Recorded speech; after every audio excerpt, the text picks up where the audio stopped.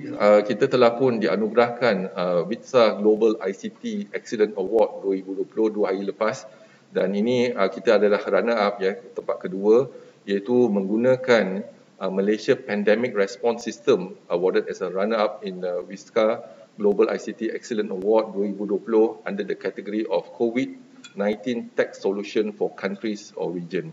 Ini kita dapat pertingkatkan lagi aktiviti ini. Kita harapkan ini hanya satu permulaan, titik permulaan, dan juga kita boleh tambah baik lagi sistem ni, sebab sistem ni dibangunkan semasa COVID-19. Jadi kalau boleh sebelum COVID-19 ataupun sebelum jangkitan atau pandemik yang akan datang, kita dah ada satu sistem yang boleh kita guna pakai untuk makmal, untuk tindakan kesihatan awam, untuk hospital, untuk segala-galanya. Kita lihat pada kesepaduan maklumat ini untuk membantu kita membuat keputusan yang terkini dan yang mutakhir, yang dapat kita mengambil tindakan-tindakan positif ke sesuatu lokaliti dan juga sesuatu kumpulan. Next. Dan pada kesimpulannya, working together to combat the spread of COVID-19 is a whole government and whole society approach.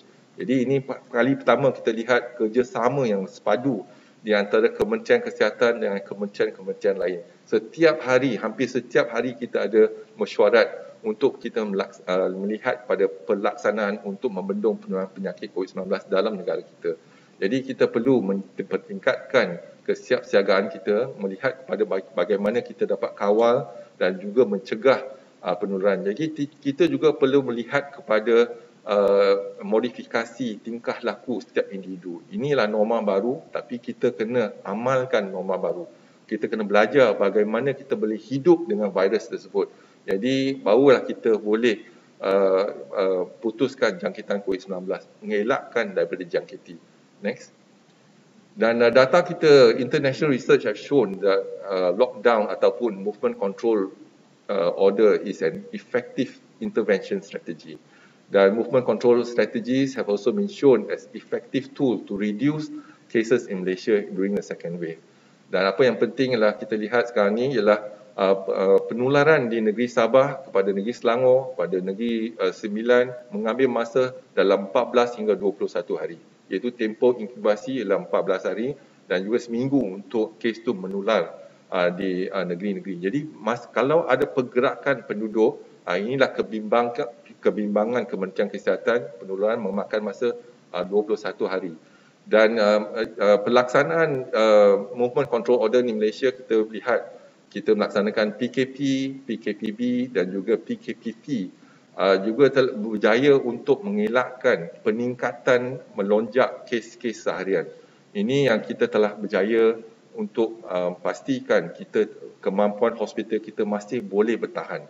Dan kejayaan, ada ramai yang tanya saya hari itu sama ada PKPB ini gagal. Tapi saya kata tak gagal, sebab ini adalah option yang terbaik dan juga kita telah mengelakkan satu lonjakan kes secara mendadak dan hospital kita masih mampu bertahan. Dan kita harapkan dalam minggu-minggu akan datang, kita dapat kerjasama yang padu daripada rakyat Malaysia supaya patuh kepada SOP, dan kalau boleh kita duduk rumah, kurangkan pendedahan kita kepada kes-kes yang positif, dan juga kita tak tahu mana yang kes yang positif. Tapi kalau kita amalkan SOP, penjarakan itu penting. Marilah kita perang virus COVID-19 di luar badan kita dalam jarak yang lebih pada 1 meter. Inilah strategi yang terbaik untuk kesihatan awam untuk mengelakkan daripada jangkitan, dan inilah tindakan pencegahan yang terbaik kalau dibandingkan kalau kita dijangkiti.